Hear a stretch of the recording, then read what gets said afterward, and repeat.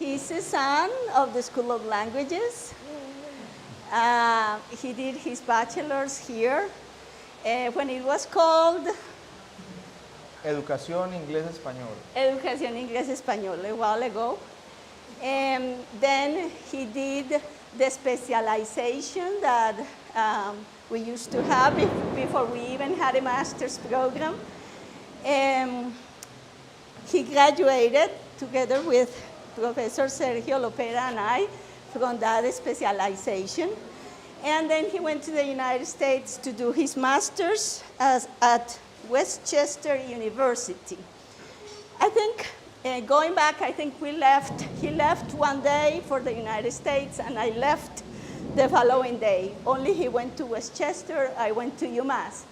But then he caught up and when he was finishing his master's, he came to UMass and visited, and he fell in love with the program, the doctoral program that we had there, and so he did his doctoral program with me. I was following her. At University of Massachusetts Amherst. We finished together, and then he went to Providence. Providence, yeah. To work there. He got hired, he worked there for some years, and then he moved to Florida Atlantic University, which is a university in the south of Florida, as you can imagine. He has been working there since 2014. He has done a lot of work in the field of systemic functional linguistics with renowned scholars such as David Rose, Jean Martin, and Estela Moyano. He co-edited, in fact, a volume in ICALA in 2001 on applicable linguistics. 2021, right? 2021, did I say that? The volume was co-edited with Professors Jean Martin and Estela Moyano. It was a whole success.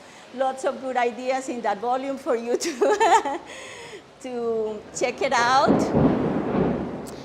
And from all of these collaborations with Professor Martin and Professor Rose and Moyano and other collaborations he's had, he has published several articles on translanguaging, bilingual pedagogy, reading to learn, among others. Recently, he got invited by Professor Jean Martin to do his sabbatical in Australia with him and to work on a project, on a bilingual reading to learn project and write a book about it. So we are delighted to have him here today talking about this topic. He's a real expert. He's one of the few people who has really tackled this pedagogy in or for bilingual students or for ESL students, for students who speak other languages. And so I think it's going to be very useful for all of us because we here are right in that context of students, speaking Spanish, but wanting to learn English. And how do we do this? How do we focus on reading and writing and acknowledge that the students come from another background, have another first language? He's hopefully going to answer all of those questions for you. Thank you very much for Thank you very much. this talk, and welcome. Thank you very much, Doris. Are we set to go? Ajá. No. Hay que compartirla. We'll be right with you.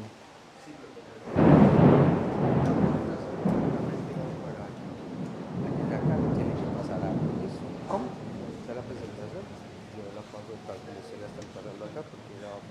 Sí, pero la mía yo la paso. Sí, claro.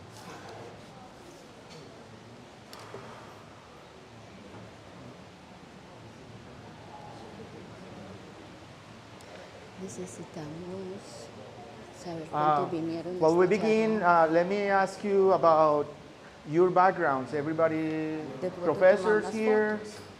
How many professors? Okay. Welcome.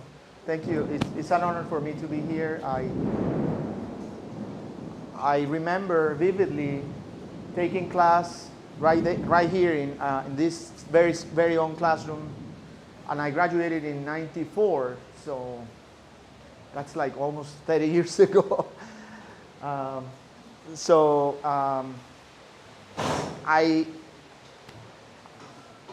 Okay, so now I'm going to begin with the...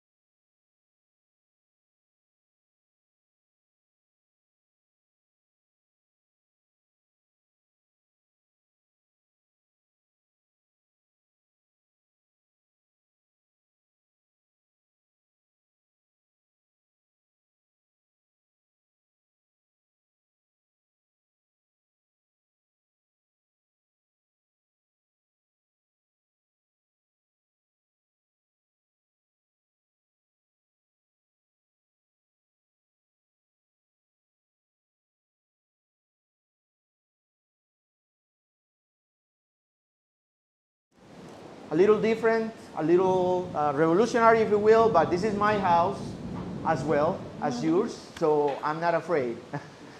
So let's continue. Halliday and Matheson in 1994, these are two of the biggest proponents of systemic functional linguistics. They say that a text in English has no semiotic standing other than by reference to the system of English. And that was in 1994. So this idea refers to what in SFL, or systemic functional linguistics, I'm going to talk about SFL from now on, is called decline of instantiation. It is a big word, a big concept, but let me explain. On one side, we have the system of a language, and that is a potential because it's not realized, right? But the text types, genres, like biographies or whatever, are kind of in the middle of that instantiation. And then the specific instance, the specific text, that is the instance. So a text is the realization of the system. Okay? Good? So that's how we understand it from SFL. To tell you in other words, it's like the climate on the side of the system. There's a lot of possibilities. Certainly today we're seeing not one of those potentials, right? This is one of those potentials out there. But what we're seeing is actually the instance of the climate, right? Again, please, Dr. Correa. So the weather, specifically today, that's the instance of that, okay? So we're good there? Okay, let's continue. So decline of instantiation, it's very kind of like that. It's like, okay, you have system 1 in English, and then you have text 1 in English. No problem, right? Or you have a system 2 in Spanish, and then you have a text 2 in Spanish. Right? No problem. So what we're doing here is like, what about multilingual instantiation? So how does SFL deal with that? Truth is, it hasn't dealt with that a lot. So this is one of my current interests. So in terms of multilingual instantiation, let me talk to you a little bit about what I see here. So let's see that the potential in a bilingual person, it could be multilingual, but let's just stay with bilinguals, right? So you have a system 1, system 2. In other words, you have potential in both languages. And you actually get a text that is a combination of both languages, right? Like that. English plus Spanish. When the night has come on. Okay? And the moon, and then it says, y la luna que brilla ante mí, no sé qué, eso es como de Romeo Santos, creo. Bueno. Okay? So we have a system 1, system 2, potential, and then you have a text like that. We could also have a system 1 plus system 2, English and Spanish, and actually have a text only in English. Okay? Right? Does that mean that the potential was not there? Not necessarily. For multilinguals, the potential is always a possibility. Always a possibility. So let me go ahead, Dr. Correa. So let me tell you about this. This is a text that my daughter Sophia wrote when she was in 4th or 5th grade. I don't remember now. Okay. No problem with that, right? You see, it's a text response about a book that she read, right? No problem. But what about this? What if I told you that she read that book in English because we ran out of books in Spanish for her to do something, because the teacher was asking for every day something. So we ran out of books in in English. And what does she do? She simply took a book in Spanish. It's called Fancy Nancy, Nancy la, no sé cómo se llama. Fancy Nancy in English. And what about this? She actually produced a text in English. The teacher does not realize all that came up in her ideas, right? She has no idea of the potential of how Spanish was highly implicated, not just a little, highly implicated in the realization of this text. For the teacher, that is hidden. If we don't realize that, if we don't say that, okay? So sorry. So my question here is: a text in English has no semiotic standard other by reference to the system of English? Really? Only if you're thinking monolingually, only if you're thinking about the potential only being in one language. But this text, I would argue that this text right here has semiotic standing, not only in respect with English, but also with respect to Spanish, absolutely. So that's the first premise there. That's what SFL has not really dealt with. And why am I with SFL? Because I feel it's the most appropriate, let's say, language, and we're going to talk about that a little later.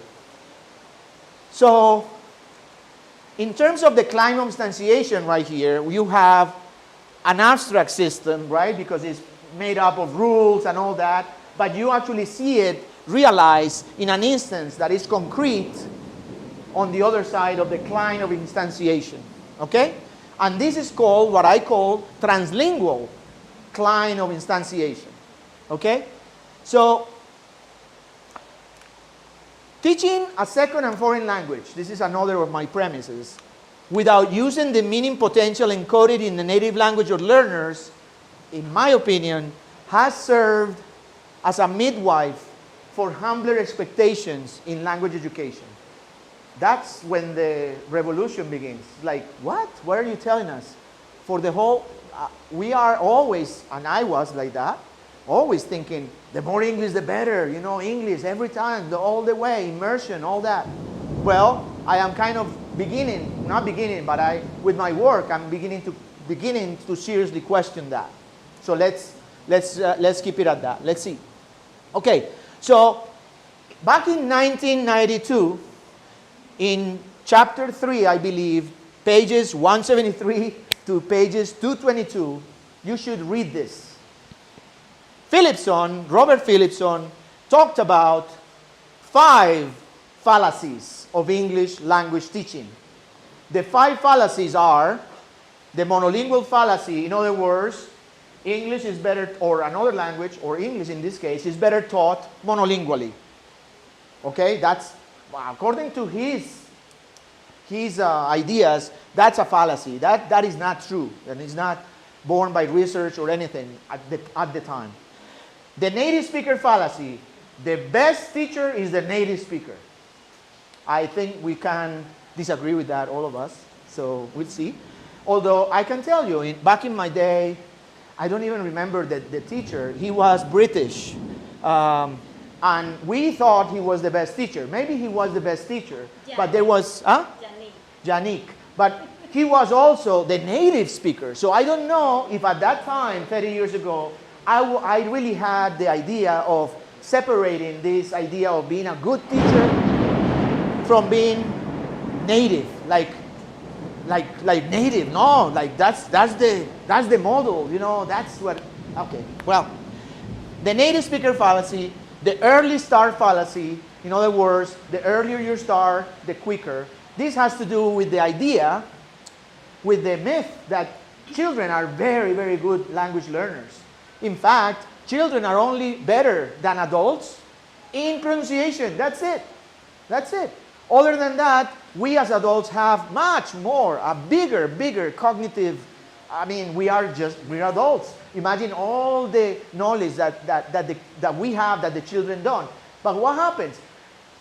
Methodologies in language teaching don't harness that potential that we have, and therefore have become, or have usually traditionally been, not very, very grammar oriented, or, you know, teaching about the language specifically. Maximum exposure fallacy, and I don't remember that one. I have to check it up again.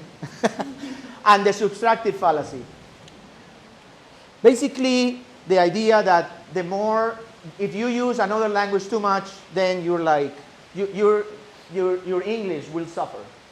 That's, back in 1992, he said that. There was some dormant period, I would say, because I couldn't find a lot in the literature until recently. With this idea of, okay, so I'm talking about decline of translingual instantiation, just to make sure, but I call it that, but other literature calls it the idea of translanguaging. Have you heard about that? Translanguaging, yeah? Okay.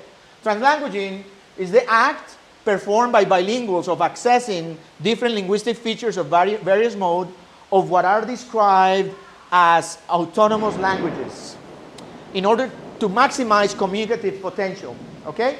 So this is what Garcia began to say back in 2009, but it got traction then, because before, St. Williams had actually talked about this previous to that and have actually developed translanguaging pedagogy, but for some reason we didn't know about it. Anyway, Ofelia Garcia comes and begins this trend again. Some call it the bilingual turn. Maybe we were ready for it. And then that's it.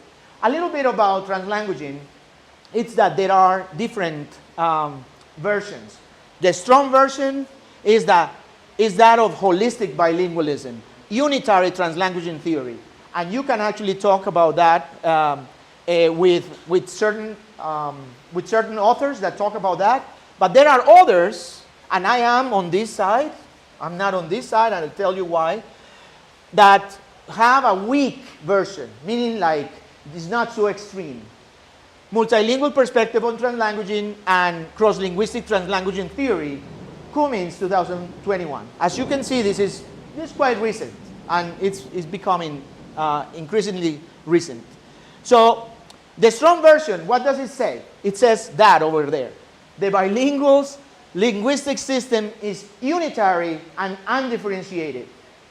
You remember the idea of the brain, like one big thing, not compartmentalized, etc.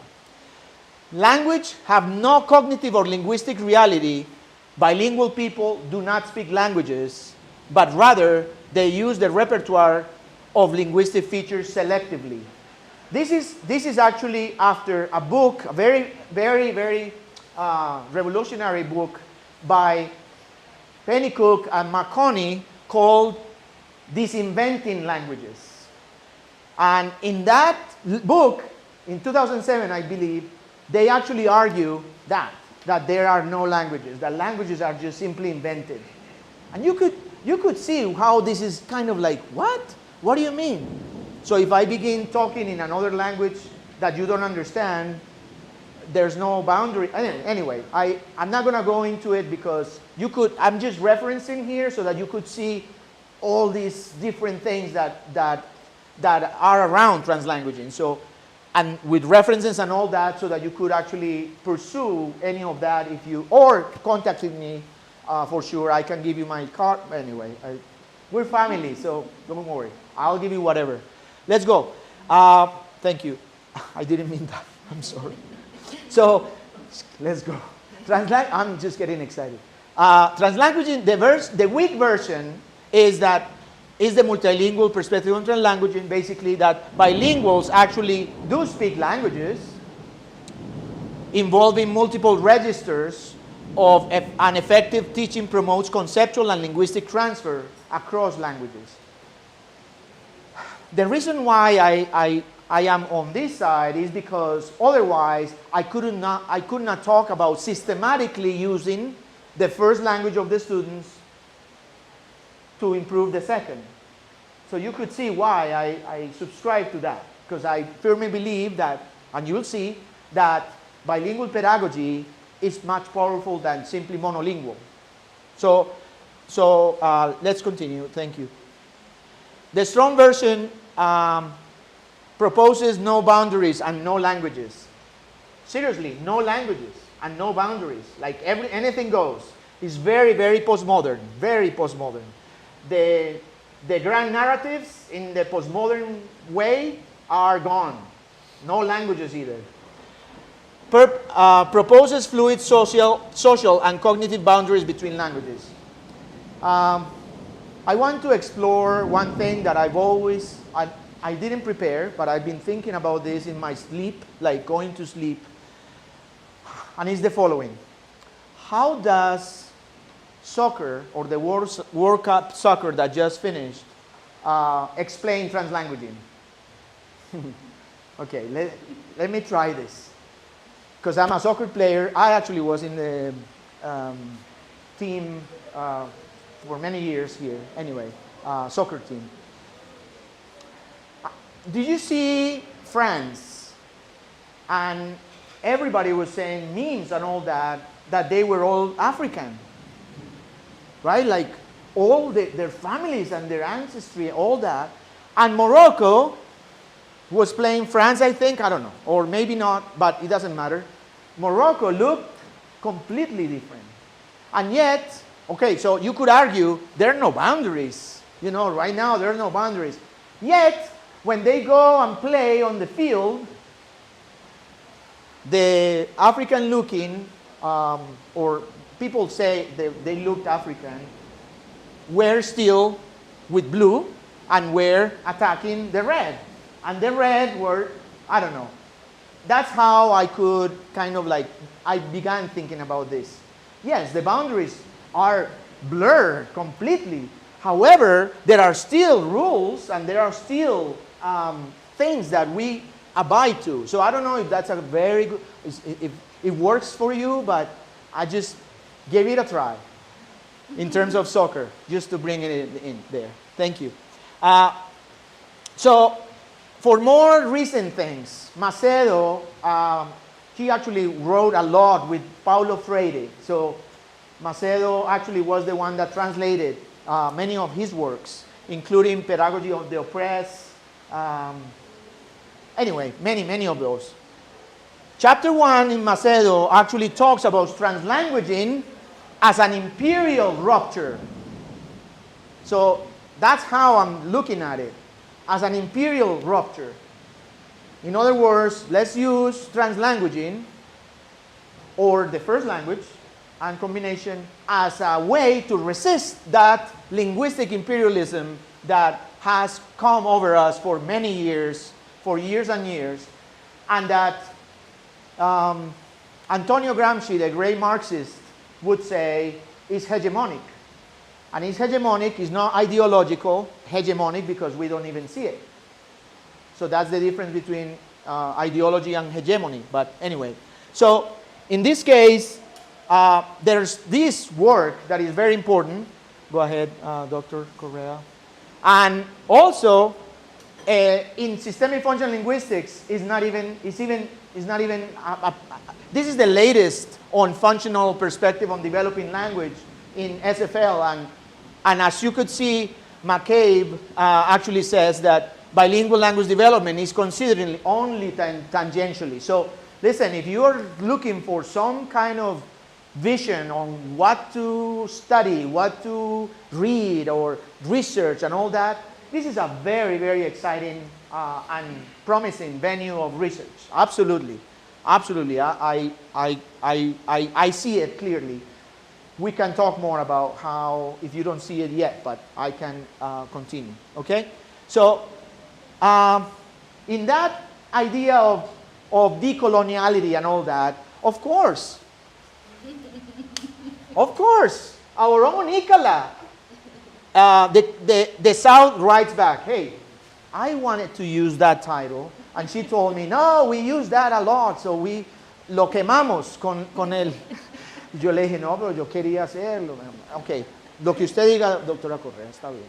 So, that was part of my title for this talk, but hey, whatever she says, it's fine. Okay, and not only here, but also California TESOL on, and we're talking here of anti-racist perspectives, practices, and policies in TESOL. So now we're not only talking about decoloniality, but also talking about the effects of the idea that it could be actually be racist even. And we're like, what? Like us? Like we're teaching English, that's all we're doing. Are we? In 1994, Pennycook, I remember, he was here. I don't know if you met him. He wrote a book called Critical Applied Linguistics. And in there, that's when I first began to kind of like, what? Really? Like, I don't know, kind of, it moved my grounds, and I didn't pay attention, and they continue, and 30 years later, here I am. Okay. So, just to tell you that there's scholarship out there on this already, a lot of scholarship. I wrote this article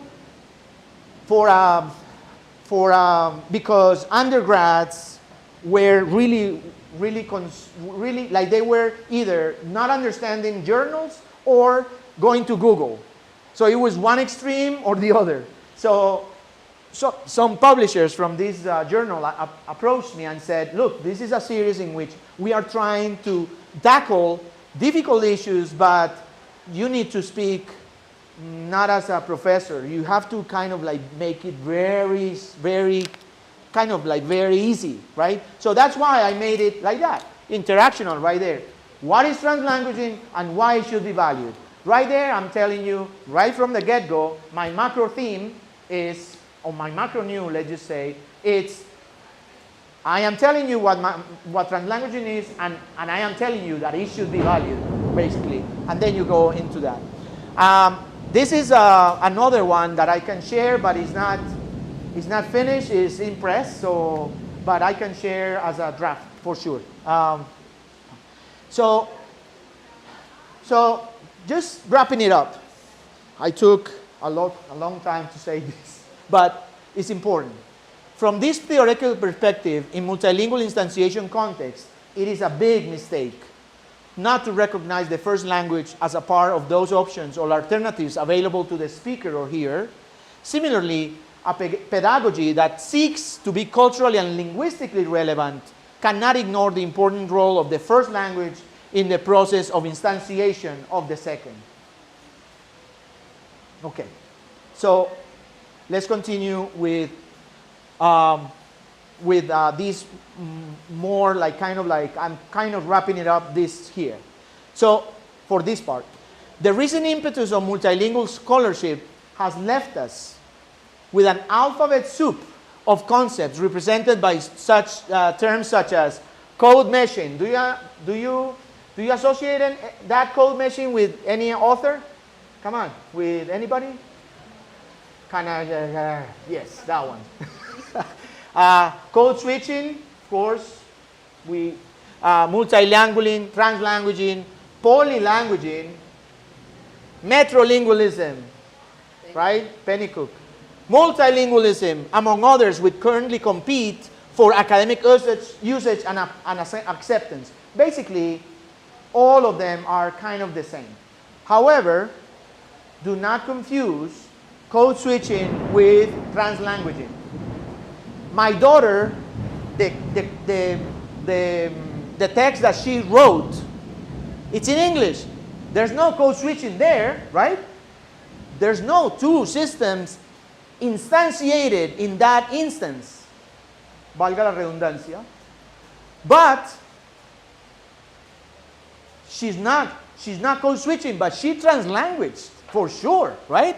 Okay, so important to understand those two things, because many times some people use those two things interchangeably, and I don't, and we shouldn't. So all these alphabet soup.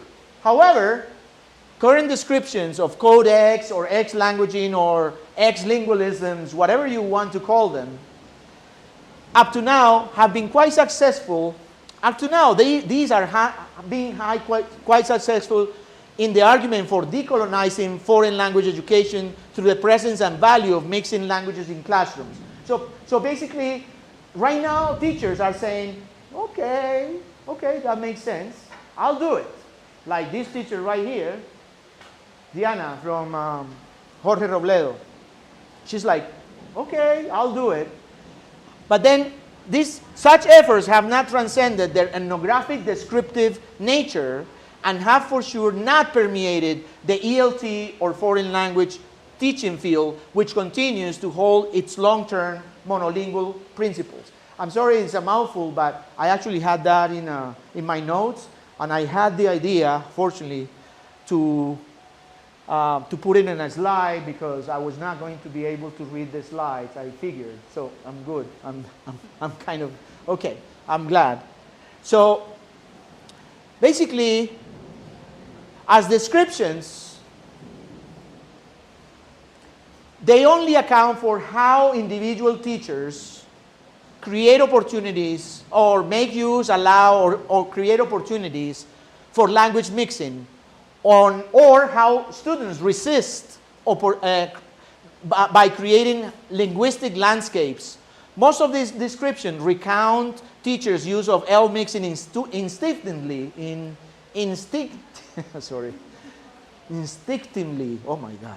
intuitively and pragmatically, deployed on an as-needed basis.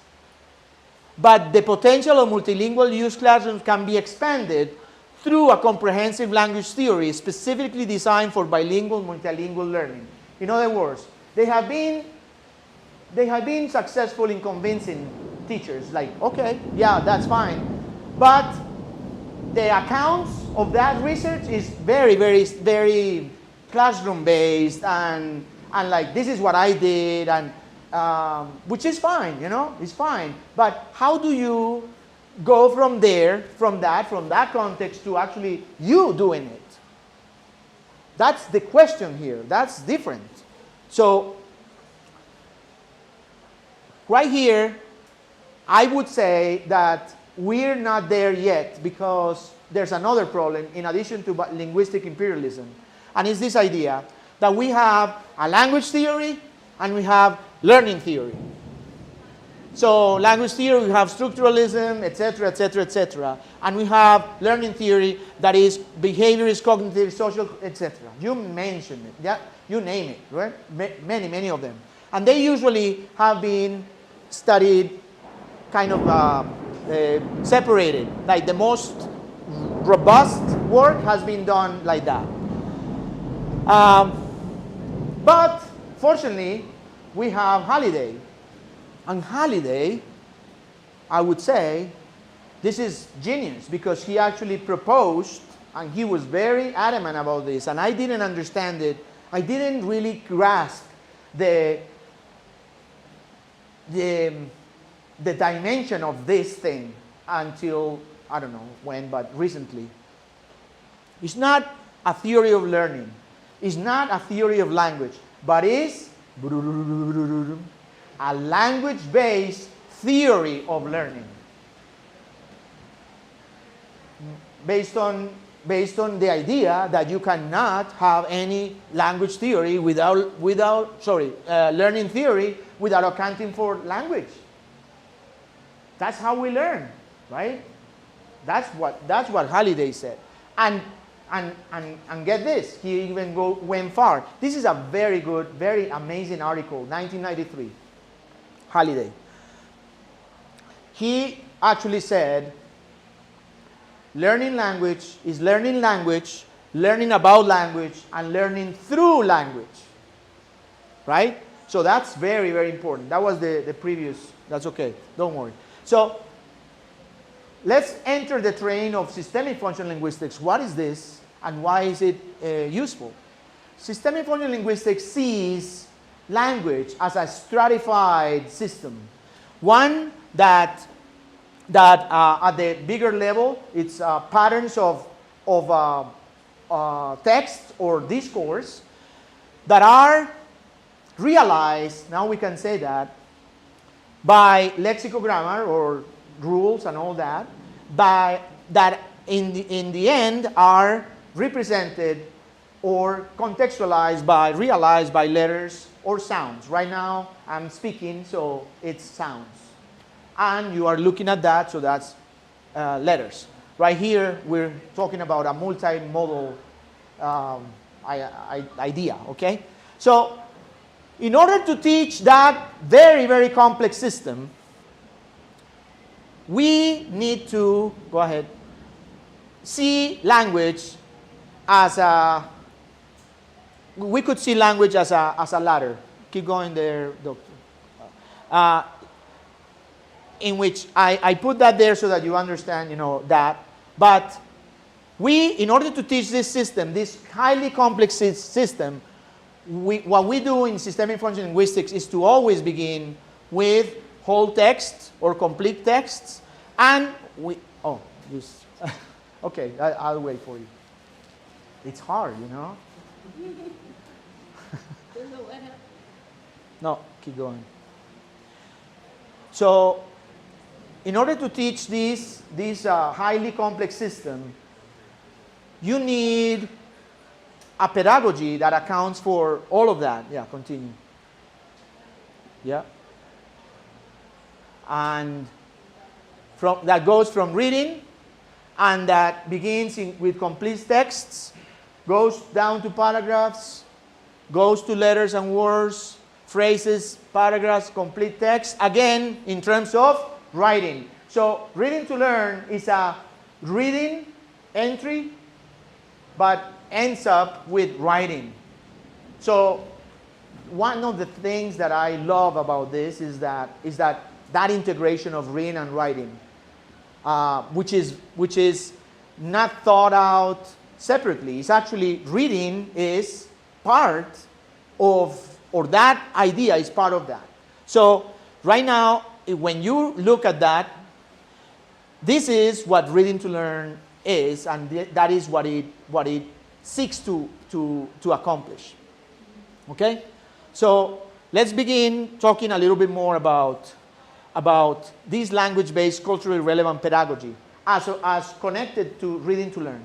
So in SFL we have what we call the genre tenor, feel, and mode, discourse semantics, lexicography, and graphology. I had a different, more simpler before, but I explained it like that. This is kind of like context, and this is more like language. So here you're going to have to do a lot of clicking. So when you begin with the genre, go ahead. Okay? Then in reading to learn, we have preparing for reading. So you see why it's a language-based theory of learning. Okay? We have the model of language and we have the model of pedagogy right there with that. Okay? So we continue with lower levels like discourse semantics, and then that's when you go into detailed reading, sentence, lexicography with sentence making, continue, graphology, spelling, so it's taking care of that. Then we go back again in the ladder, remember? And we actually go into joint read writing. And finally, we go into joint construction. Joint construction follows modeling. So modeling, joint construction. Look, I haven't talked about individual construction because that's another piece of that. So this is Carl Mayton is another very interesting theory that is called legitimation code theory, and they talk about semantic range. So this is a pedagogy with mass and presence, wide semantic range, as you can see, like really expands semantic range from genre to letters and back to genre, right? So that's the idea to promote cumulative knowledge building. So it is based on the teaching learning cycle initially proposed by Jim Martin, John Rothery, many people in the 80s. And the idea is here that you prepare first, then you do the joint construction, and after that, you do the independent construction. In other words, you can never ask students anything that you have not done with them. And that is Vygotsky right there as well. The zone of proximal development, the gradual release of responsibility, etc. All that is there, sociocultural theory. So all that is here. However, a lot of people in SFL stayed in genre-based pedagogy, stayed talking about the teaching learning cycle. To this day, they continue using it, and it's fine. It's fine. I went a little beyond by, I believe, by looking at reading to learn. Reading to learn is defined as a third generation genre-based pedagogy because it kind of like added all these cycles to this very simple cycle. But it's always within that same idea, right? You see the idea, but it's more fine-tuned, let's just say, okay? Right there. So in terms of the teaching learning cycle, so let's begin, like right here. Okay, so I have all this theory. What about classroom practice? So I said, okay, I'm teaching of teachers, but I have to go, I'm going to have to go and try this and see if I can do it. And I can tell you, until I did it, I didn't really understand why we did all that. So I think I invite you to try and to see how it works. I found a very challenging context because these mothers are immigrant mothers in West Palm Beach. Their kids are learning English and Spanish sometimes in bilingual schools, some of them, some others in monolingual schools, English only. And they are there trying to learn a little bit of English so that they can continue helping the kids, right? So they want to be moms, helpful moms, and that's why they are here. However, when I went there, I was invited. I went there and the monolingual teacher didn't know any Spanish. So it was traditional ESL, right? Traditional ESL like that. So I began looking at what they were doing. I already explained this, don't worry. I kind of went a little ahead. So the principle that I want you to know about this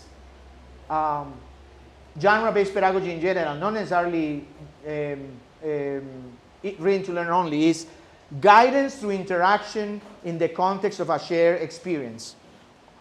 It's not teacher-centered or student-centered. It's actually interactional-centered. Let's just call it that way. Okay? So I wanted to talk to you about this. Okay, so back in the classroom, what I saw, go ahead. What I saw was that the mothers had a task, a project. And the project was for Hispanic Heritage Month. In the United States, we celebrate Hispanic Heritage Month in the month of September, October, okay? So this was around that time. So the project was to create biographies of famous or Latinos that contributed to the Latino culture, right? Okay, so that was the assignment. The teacher began with this, with an autobiography. It's not completely the same, but it's kind of like, okay. So this is, I am Adriana Resendiz, I'm 26 years old, I have one girl, she's 8 years old. So very fine, you know, that's the level of English that they had. But I realized that in order for them to write about these personalities that they had to write, they needed not an autobiography about themselves, but they needed models of biographies. So what did I do? Okay, they are from Central America, they're Latinas. Who can I bring that they all know so that it's culturally relevant? First, culturally relevant. Cantinflas. Okay, Cantinflas, fine. I was okay with that. However, I think in the United States there's something going on that everybody's talking about, culturally relevant. But what about linguistically relevant? What if they don't know how to say that? So then it could be very culturally relevant, but they're going to be at loss for words because they don't have the proficiency to do that. So as you could see here, this is a text that I already applied some analysis to it, and we're going to talk a little bit about this. This is what we in genre-based pedagogy use. This is a biographical recount, and just because I've been dealing with this, I know that a biographical recount has 2 stages. That's it, 2 stages. Any biographical recount has 2 stages. First is the orientation, and second is the life stages, right? And why is this in small letters? Why? Because no 2 people have the same life. So they're going to be topical. It's going to be about, with Cantinflas, his family and early life, but with someone else, it's going to be about, I don't know, going to the, I don't know, whatever that makes them life, right? So that's why we're talking about very specific things in terms of genre, 2 stages, orientation and life stages. That's it. So what I did was right here to choose a curriculum selection and planning and evaluation. I chose that text and I actually made it prototypical. This is very important. Prototypical of the genre. Prototypical. It has to be a text that is well written, but not only well written, but that is a good example of a prototypical example of that. If you want to really do some good work with that. So let's continue. Right there, what I did was, in preparing for reading, what I did was, what you do is you prepare, go ahead. the whole text. Basically, you tell them what the whole text is about. Teacher, but is that not giving it away? Yes. Yes, give it away. Because our purposes, remember that our purpose is to go to independent writing. This is not our purpose for now. This is okay. It's okay to hyper scaffold, if you will. Let's hyper scaffold, like very, very, very much. As much as they need, not less. As much as they need, and even more if you want. So, preparation of the whole text, then paragraph by paragraph preparation, and then preparation of sentences, stages, phases of the text. So in other words, we are really, really making that text very, very, very clear for them. Like really clear. Okay? So how can I talk to mothers that don't know a lot of English about this? Well, I do it. And then you read aloud by instructor. By instructor, so that we're talking about, it's not asking the kids, the mothers to read because they're going to have trouble reading. So I read it. But all this is done, go ahead, in the native language. So the preparation for reading, whole paragraph and sentence by sentence, or stages and phases of the text is done in Spanish so that they can understand, so that they can relate to that. Then, we're not talking about guidance through interaction in a context of a shared experience, but a guidance through interaction through bilingual interaction in the context of a shared experience, okay? So how does this look in the classroom? A little bit more, even more. So the teacher prepares the text as a whole. Can someone help me with reading something? I'm like, yes, please. Thank you. Oh, yeah. Excellent. The biographical text is a text that tells us about the life of one of the most important comedians of all times in Mexico, Mario Moreno, most commonly known as Idiomas. The text first tells us about who he was, when and where he was born, and some peculiarities of his humor. The text then tells us about a bit about his life and his family, and how and why he became famous, and then later, and the later stage of his life when he retired and died. I tricked you because this says Español. I usually talk to teachers about this, so it's in English, but I put it there. So all this is in Spanish, okay? No problem with that. All this is in Spanish, right there. Okay, so let's continue. The teacher prepares the text as a whole. Then the teacher prepares the paragraph, each paragraph. In this case, I'm going to show you paragraph 1. It's not necessary to for anybody to read that. Just take a look and see, okay, this is the process. The first paragraph tells us this and this and this, and it's part of the orientation, right? So you are really, really, really, really preparing them. This is what it's called, preparing for reading. And again, as much as they need, not less. Okay. So, I don't know if you noticed already, 90-10 there, right?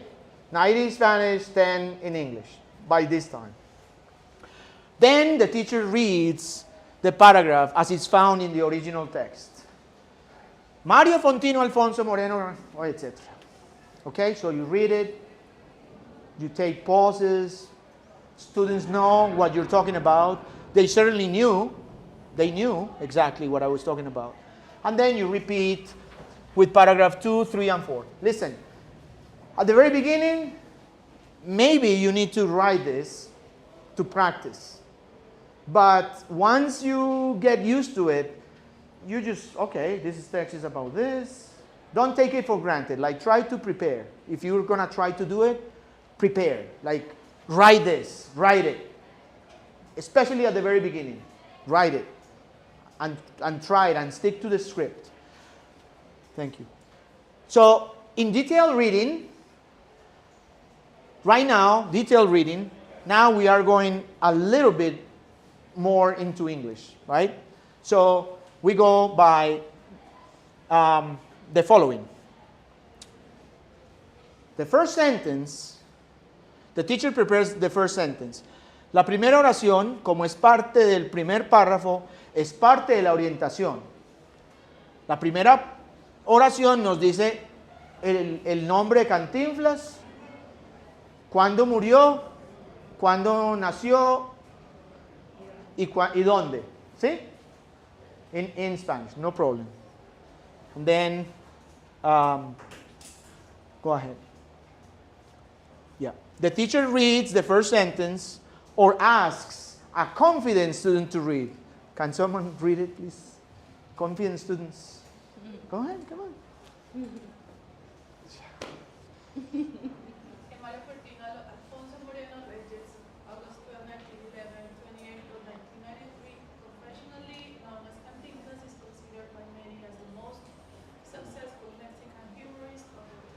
Okay, so you use your confident reader, or you read it yourself. That's not a problem. Okay, go ahead. And what you begin to do is the following. La primera oración es parte de la orientación. Esta oración, no, yo ya les había dicho eso, ¿cierto? Read aloud. Then you read aloud. And then word position. Las primeras palabras de la primera oración identifican su nombre. We know this because the first letter of names and last name is capitalized. Con algunos estudiantes, with some students that are a little more advanced, you could actually begin using English right away, right there. Not concurrently translating, but trying to advance the meaning of it. Then you ask the focus question. Which are the first and the fourth words in his name? La primera y la cuarta. Well, you could say that like that. You know, that translanguage in there. Students, Mario and Moreno, right? You're telling them, blanco es, gallina lo pone, frito se come. Esta es la metodología del huevo. Así la llamo. Okay? No problem with that. So right there, let's continue. You absolutely say, very good, excellent, wonderful, whatever you want, in Spanish or in English and Spanish, it doesn't matter. At that point, it's fine. And then you direct them to highlight the word or words that you ask them. So let's highlight these two names, Mario and Moreno, okay? Then in the elaborations can be in Spanish, like you could practice pronunciation, you could ask them to repeat again, I don't know.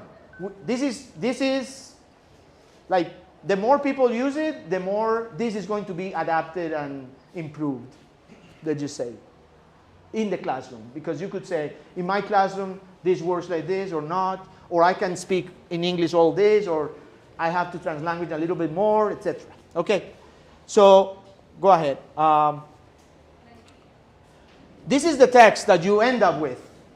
You might be asking, how do we know the words to highlight? The words are words that are content words, words that carry the meaning of that sentence.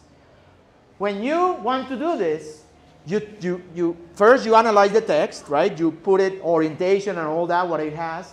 Your preparation as a teacher is to actually highlight the words that you want the students to highlight, so in your own copy. But not only that, you actually have to prepare the questions that you're going to ask so that they can answer correctly. I tell the students that I prepare on this. If the students give you an incorrect answer, it's not the student's fault. It's your fault. Because you didn't ask the question the way it should be. So at this point, it depends a lot on the teacher, absolutely. But no problem with that, because remember, it pays off later on. So let's continue here. Note-taking and rewriting. In note-taking and rewriting, as you can see there, we're going down, down, down, right, to words. Continue. This is cooperative, integrative, and reading, speaking, listening, and writing. Let me tell you why. Because, keep going, I think I have an example of that. Yes, okay. So, this is the text that the mothers ended up with, right? So, right here, the mother, as you could see, she's with her little baby. But that didn't stop her from going and learning English. Whoever tells you that Latinos don't want to learn English or whatever, they're lying to you. That's not true. They want to. And they do all this. Okay, so as you could see, these words that are there, do you see? Helping others over there on here with a different color. That means that one student came to write the key words on the board. So imagine this in your own classroom. You already have that there, and everybody has a text with highlighted words, right? And you ask one of your students to come, and it has to be a tall one first, because I made that mistake, and she wrote like here, and I was like, I need it here. And you know, if you're teaching kids, if you made that mistake, that's that class right there, class dismissed, because it's a mistake, bobo, pero. Okay, I did that, so don't do it. So you begin here, and imagine that the student has to write helping, so then without any aids, you are telling him or her the words. Right there, you're speaking. This person is listening. Everybody's listening. Everybody's speaking, hopefully. Reading, of course, and writing. Right there, in the context of a shared experience. That's what I mean by that. So, you begin writing here without, and they tell you H, E, L, etc.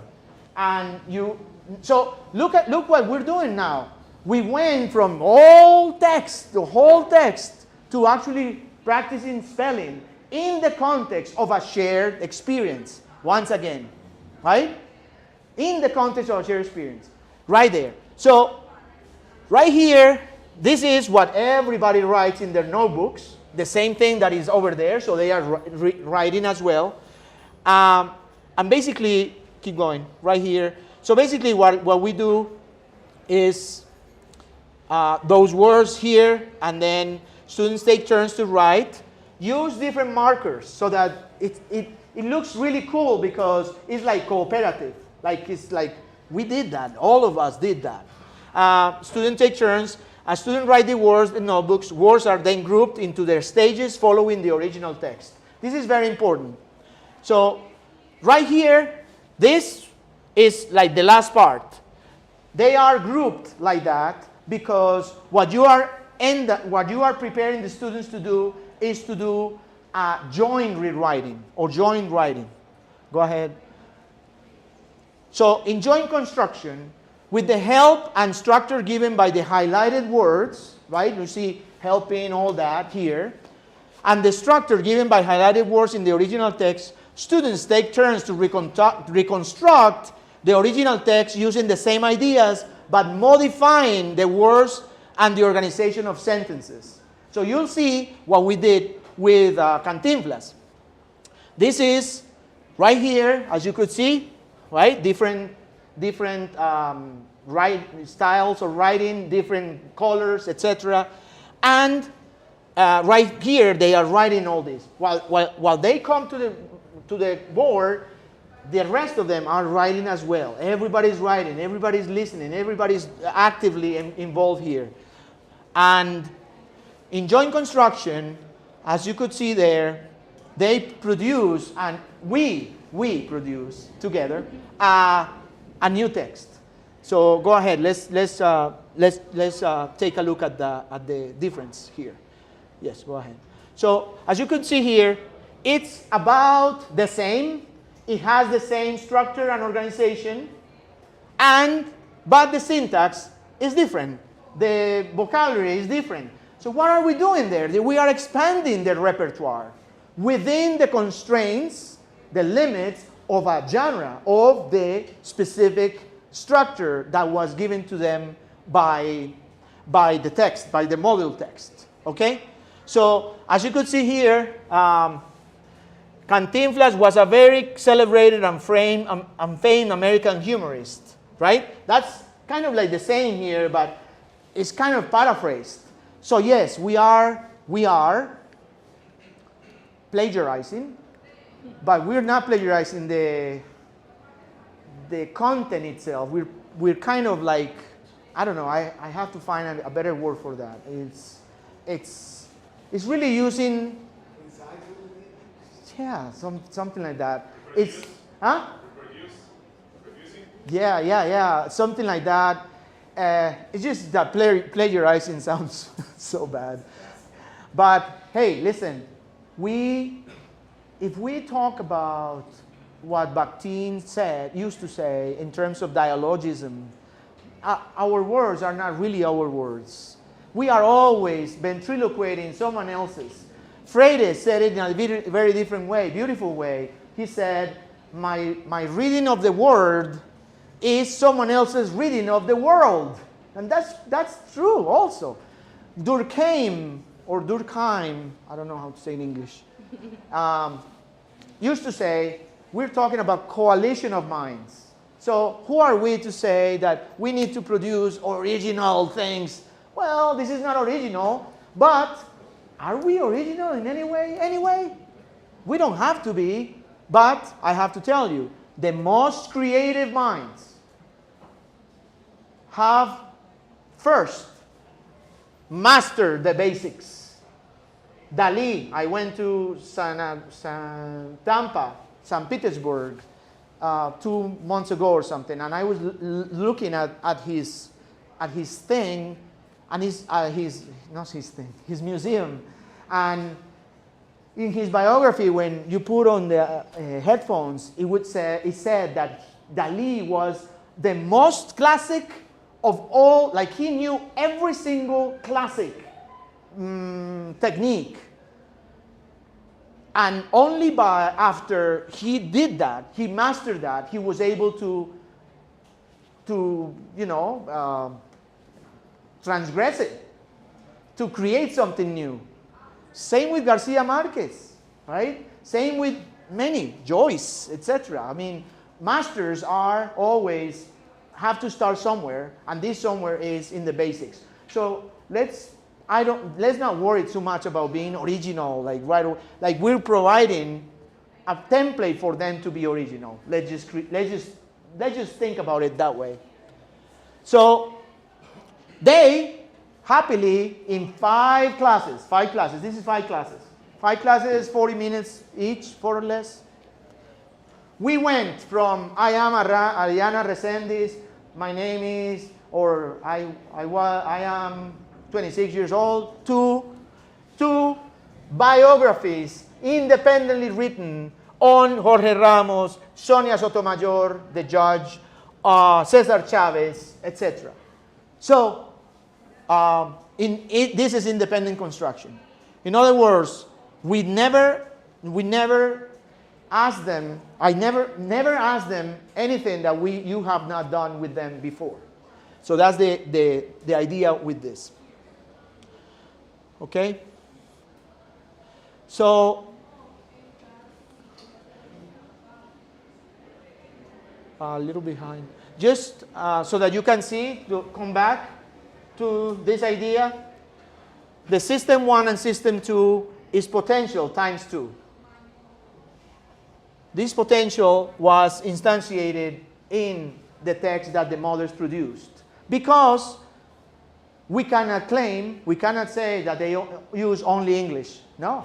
In fact, they research in Spanish, and then they accommodated thing there, and it was a beautiful process of construction right there, independent construction, but of course guided in some way. So I explain all this in in this article in System 2020. If you're interested to read much more about that at length, also open to share anything that you want. And also in a book that is in press right now with that, these are people that are very big on bilingual and reading to learn pedagogy. Bilingual to learn pedagogy, only we are doing it, only me and a colleague, Harni, in Indonesia, with Indonesian students that are multilingual. Next week in Portland, we are presenting our work there in Portland, United States, in Oregon, in the American Applied Linguistics Association, something like that. Linguistics, yes, okay. So there's a lot that you could talk about this, but I also did this idea with the mothers, which I love this sharing about this because they didn't know a lot of English, right? But they knew this book because I taught them through Reading to Learn this book in English, in the way that I taught them Cantinflas as well. But the beautiful thing about this is that they not only became learners, but they also became teachers of their own kids using Reading to Learn. So if mothers could do it without any pedagogical training, if mothers could do it without a lot of English, I think we need to kind of rethink this idea of what does it mean to know English. For the teachers that I'm training here in Nueva Generación in Bello, that's why I came to work with them, and I told Doris that I was going to be around. I would be honored if I could be here talking to you. Huh? I studied there. You studied there? Yes. Nueva Generación? Yes. I'm working with the students there, with the teachers there. With all the teachers, yeah. So what I'm telling the teachers is, because all of a sudden, guys, these teachers, elementary teachers, have to not only teach science and math, but also English. They are scared, right? So my message, an expert in English, let's redefine what knowing English means. Knowing English in this context means knowing this very, very well. Like, because we learned it, as I told you, with Reading to Learn. And then they learned it so well that they were able to teach their kids, their own kids. I know this is long and all that. I want to provide some kind of moment for any comments or questions. What we are doing right now is what I'm doing along with, there's a student, a PhD student from La Salle University in Bogota that asked to work with me. She was awarded a Fulbright scholarship, and she decided to go and study with me in the United States. So what we are doing now is creating bilingual curriculum. And I have that here, but I don't want to keep you. I want to give you a little bit of time, like 10 minutes to just stretch if you want, just that. And whoever wants to see the application and has some, but right now I'm okay to just answer any questions. Right now you're kind of like in break if you want. I don't want to take your time, but I am so thrilled to be here. It's such an honor. I want to just so that you're curious, you know, the mother is doing this with the kids, right? So she is, what I show you,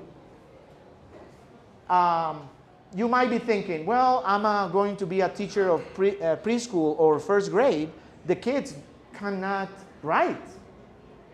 So because they cannot write, there's a different sequence for little kids. And it goes from book, full text, but it goes only until sentence, and then they write the words, and then they rewrite the sentence. This sentence that the mother chose from a book is the sentence that they are practicing reading with. You know that little kids have a lot of amazing memory. So sometimes they're not reading; they are just memorizing, and they're just telling you. So what this does is you have a string of paper. What do you say? Yeah, a sentence strip. Sentence strip, and you ask them questions. Who they zoom past the school? Who zoomed past the school? So the kids say, they. Very good. Let's cut it. Oh, well, I don't have to tell you that. You can see it. So let's play it. Zoom past the school. Repite. El papá de la niña y la niña. Yes. Con su teléfono.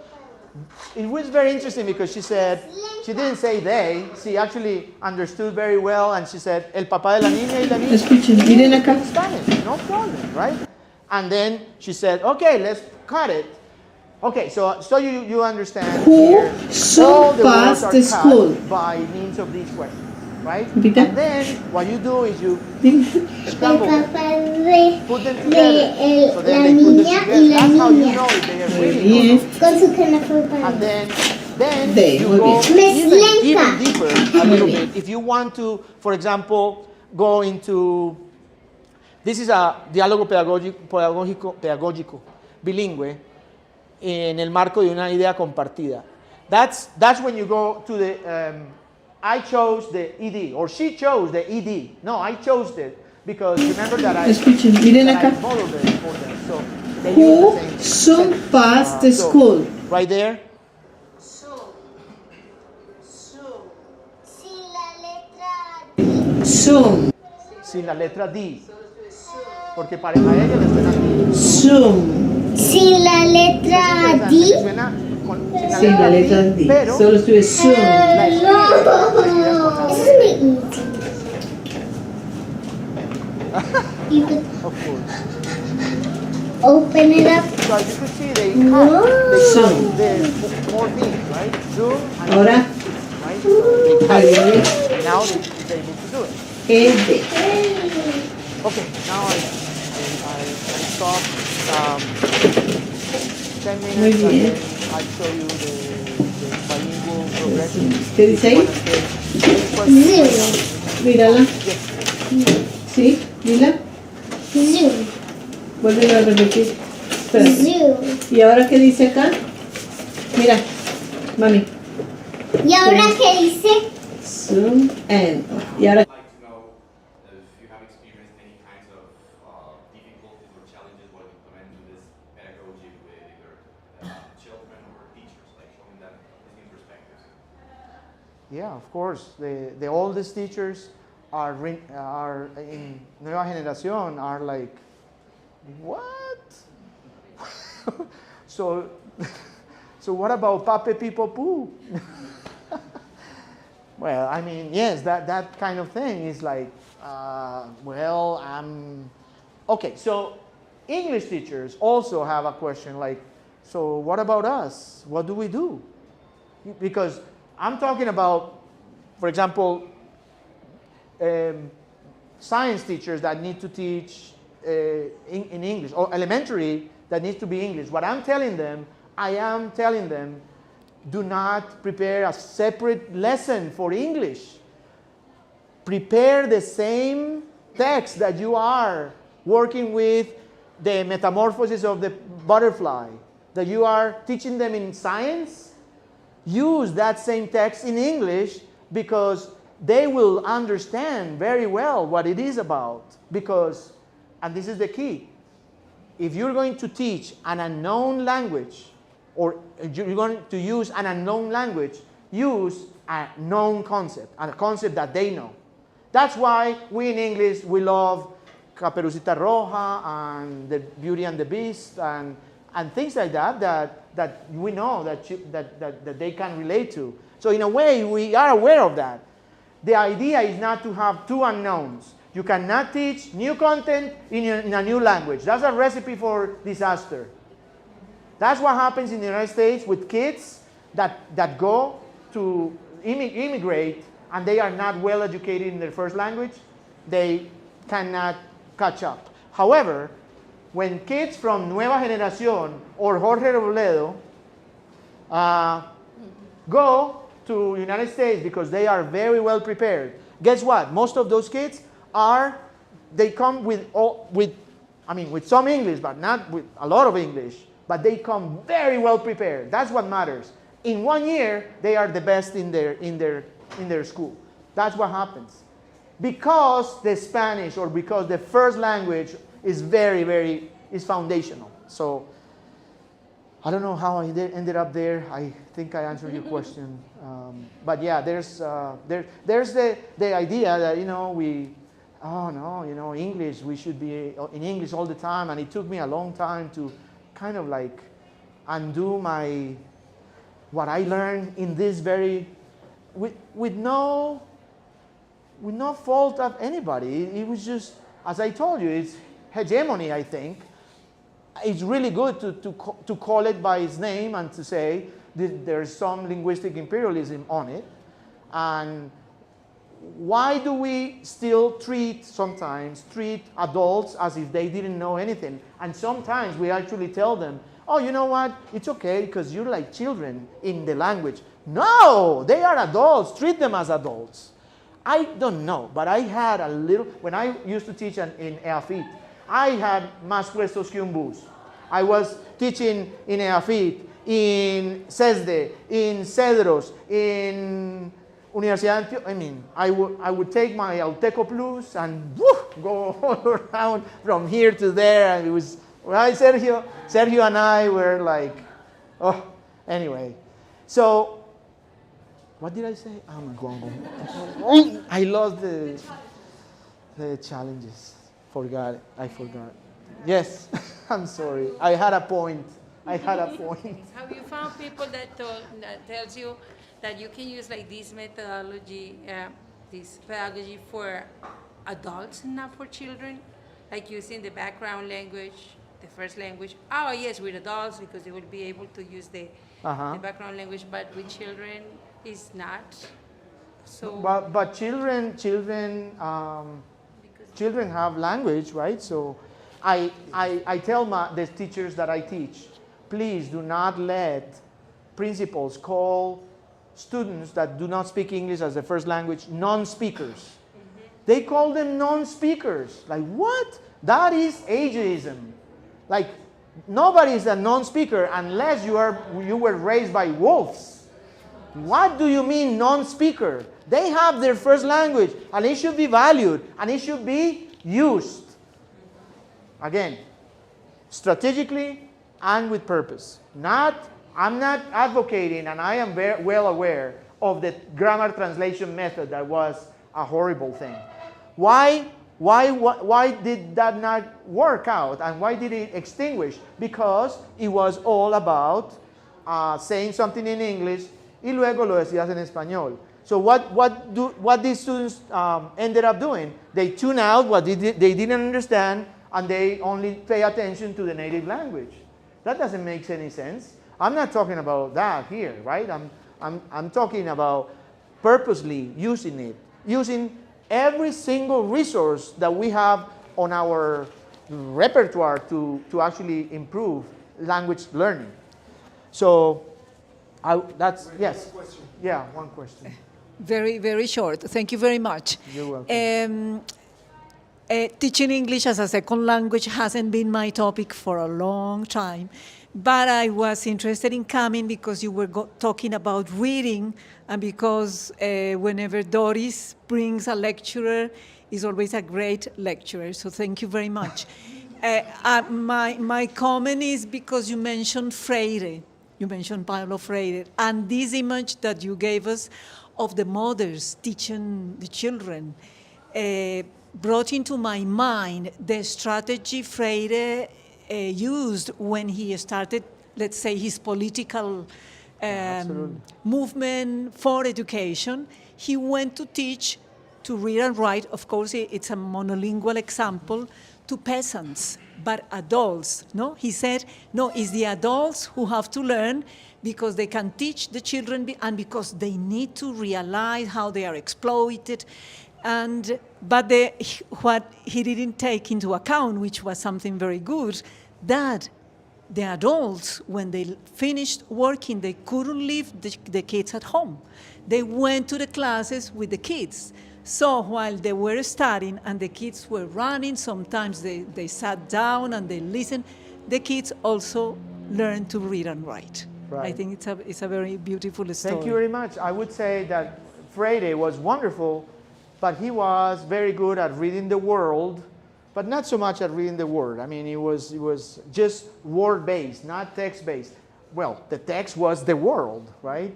But I'm talking more about genres, like academic genres that are specific to schooling. So yeah, I mean, for sure, it was absolutely, yeah.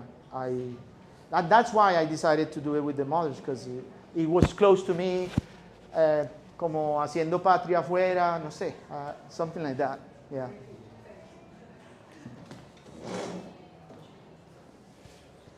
No, thank you very much, very insightful, and something you said that caught my attention is that there's an idea that we should teach culturally relevant topics, but the linguistic part is kind of missing, and that's something that I see.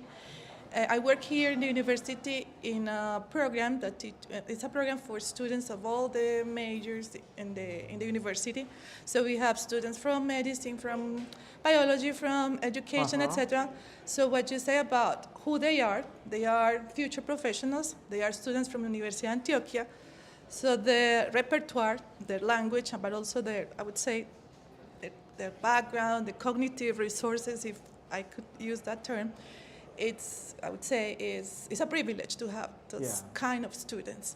And I would like you to tell us if you have explored or you have a similar work, because I see that, as far as I understand, this work has been implemented in schools and bilingual schools in the United States, but I don't know if you have any reference or ideas or authors you know about people who have worked with this kind of students that I just mentioned, because I'd say there's a lot of work there, because these students come from high schools in Medellin or from different parts of Colombia, but their levels of proficiency are basic. I mean, it's basic. I mean, they have not much repertoire, English repertoire, but they have all those resources I just mentioned. So I find this very insightful. And so my coming here is not only a privilege, but it's also a plea.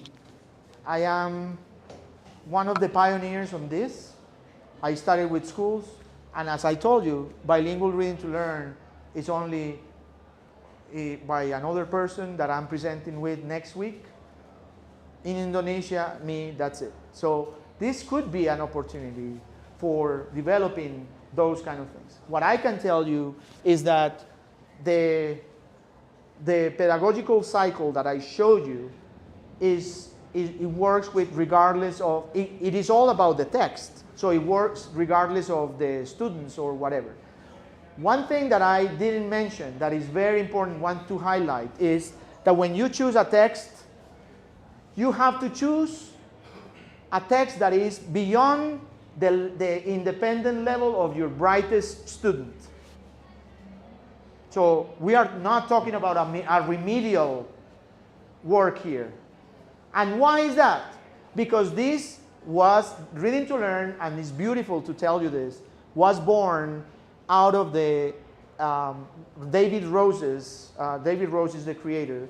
He went to the Aboriginals in Australia, and he realized that the mainstream education was not working for them. So he created all this based on groundwork, all that. And it's based on equity.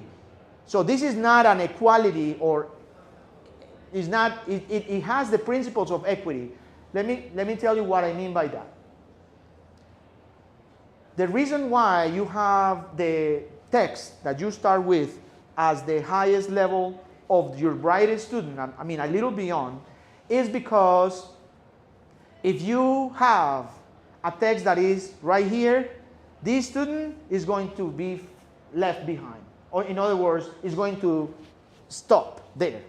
We want, all of us, we have a problem that we cannot solve. All of our students come from different backgrounds. They come from print-rich environments, in poor environments, impoverished environments. I mean, you name it. So they come to us like this, right? They come to us like that. We cannot do much about that immediately.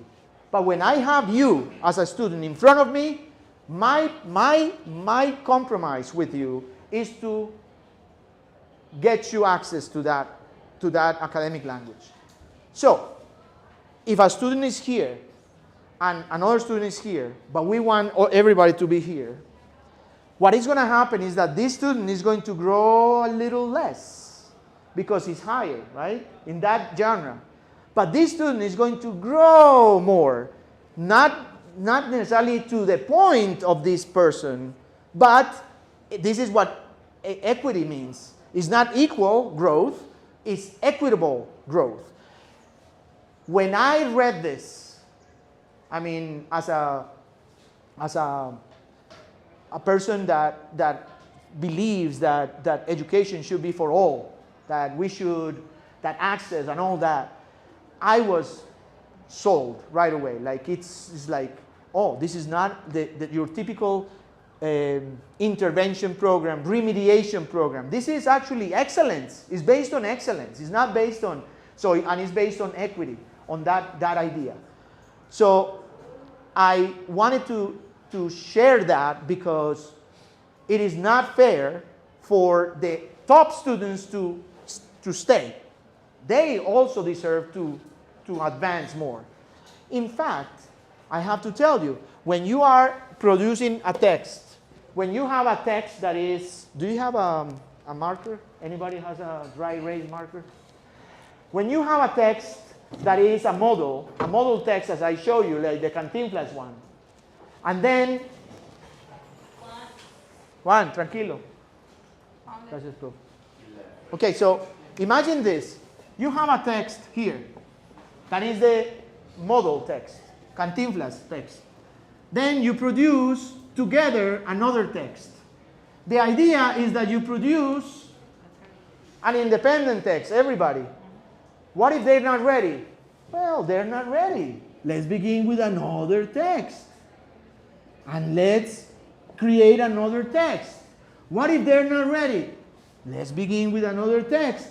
As much as they need. However, I can tell you from research in Reading to Learn that 3 levels is what they need. 3 cycles is what they really need to master a genre. Now, there are like probably, I don't know, maybe how many families? I don't know. I have some things here. Let me show you this.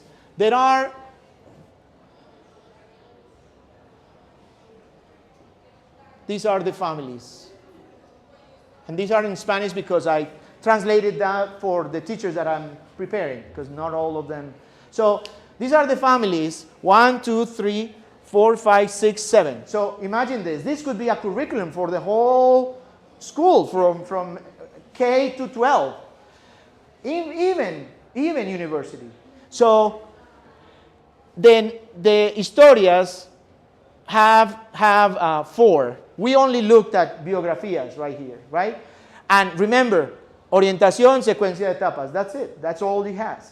So the idea here is that, imagine this idea that when you have this, and then you want to create, you create an independent text. But guess what? If you have 20 students, is 20 independent texts. What if you begin with Cantinflas or whoever, a biography, whoever, then you recreate Cantinflas, then you go with someone else like, I don't know, someone, Camilo Torres or whoever, and then you recreate that. And then here, instead of biography of someone else, you actually create, as an independent, a biography of a leader, community leader, or someone in your community or something like that. And what if these texts become the models for other students? So instead of bringing Cantinflas, it will be very contextualized kind of biography of someone else from your community. Not only that, but was done by your students. That's one way to organically create knowledge from there. And you could do the same with others. This is done in Jorge Robledo with the writings that the many students do. They actually put them in a little book that Diana gave me yesterday. So it's kind of like embedded already there. It's like the organic kind of idea there. So absolutely, like we could do that for sure. So I'm like kind of like exploring all these things, but I wanted to give you the basics of what I do, and I'll continue doing this for sure. I can tell you that this is my vision and my work for. There's a lot to do here. Hopefully, if people take it on and we have actual practices, actual people that are doing it, then we could have later on an ICALA issue on reading to learn. Okay, I don't know, or something more. There is a question here from Yes. YouTube. The communicative obsession in ESL courses has dismissed grammar and translation as useless, old-fashioned approaches. Why can't we just reach a middle ground between traditional and new methods?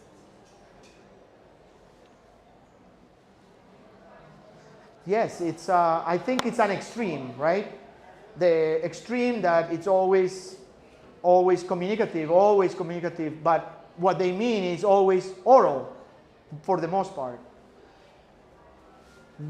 If you look at what we did here, the idea is that it's integrated, that is not either or, but it's guidance through interaction in the context of a shared experience.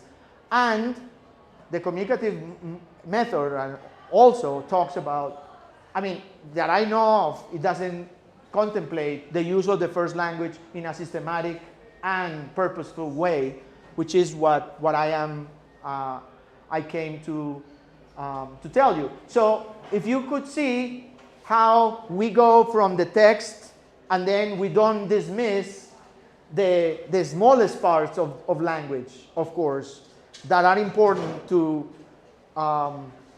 provide proficiency to students, then I'd say that this is a very balanced, one of the most balanced approaches that I've seen.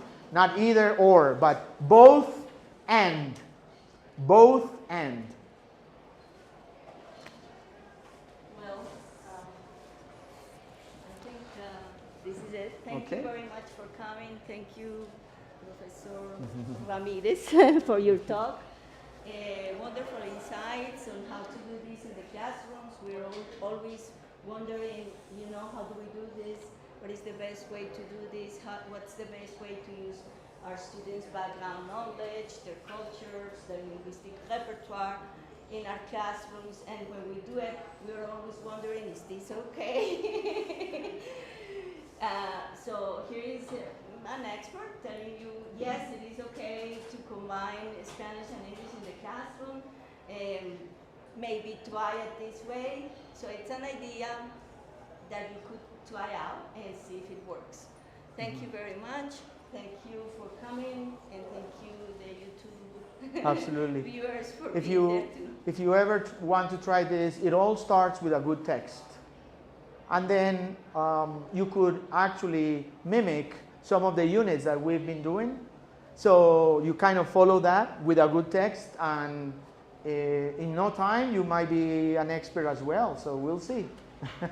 So I invite you to take the challenge, and I am, in these times, I'm just a click away. And remember that I am from the house, from here. You're my family, so I never left really. So, okay. Yes. I was thinking about that, not just that we test, we can learn about that, because a lot of people that actually didn't language as well, they learn at least one song in their lives that is not in their own language. Like they know what is it about and know what is the translation in Spanish, but they just learning with practice. Like they hear that they like it, they start to sing it sometimes, Yes. and they do it good. Not just look, I learned sometimes English. No, they just like you actually do it.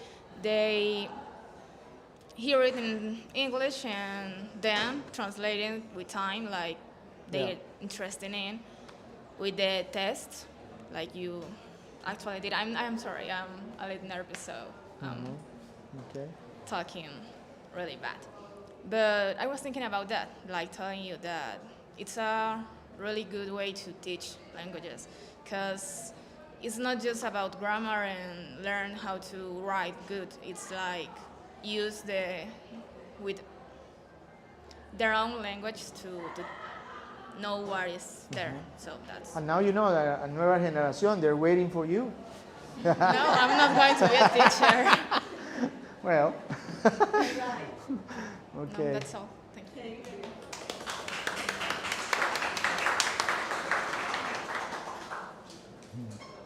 Ay, gracias.